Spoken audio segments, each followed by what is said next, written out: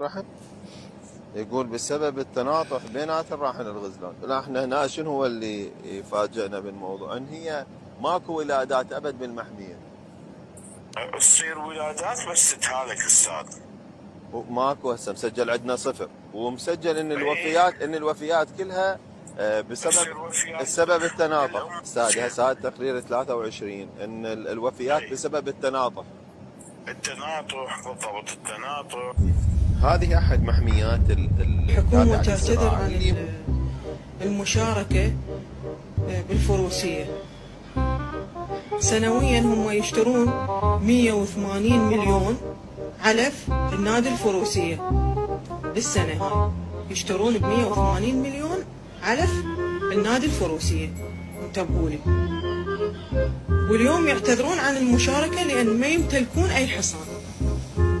العلف وين؟ منو ياكله؟ خضراء؟ السلام عليكم. مثل ما شفت هذا التقرير، محمية مال غزلان من 2015 متأسسة، تصرف عليها الدولة فلوس وما بيها غزلان ولا بيها ولادات.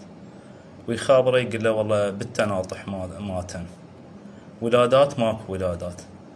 يعني انتم والله العظيم يعني شلون ما ادري شلون جاي تديرون الدولة، تضحكون على نفسكم تضحكون على الشعب.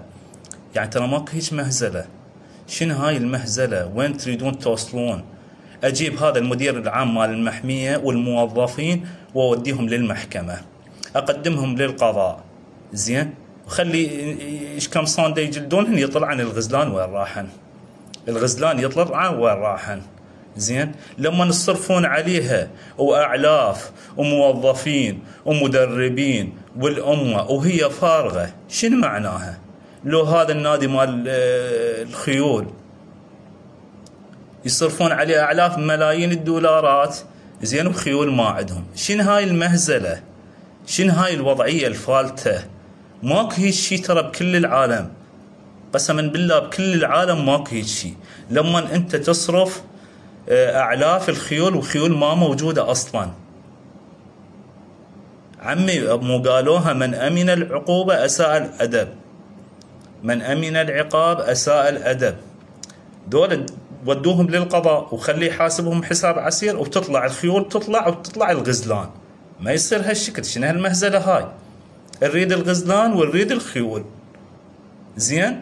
ذولا يطلعون، ما ادري يدفعون، هم مو موظفين، مو مسؤولين عن التربيه، مو مسؤولين عن هذا. تناطحن لعد انت وين؟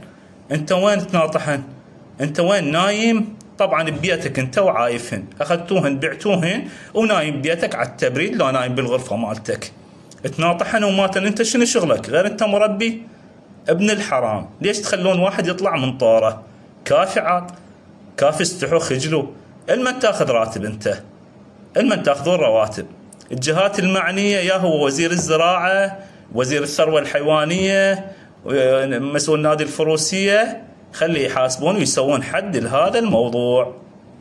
نشر المقطع، رحم الله والديكم.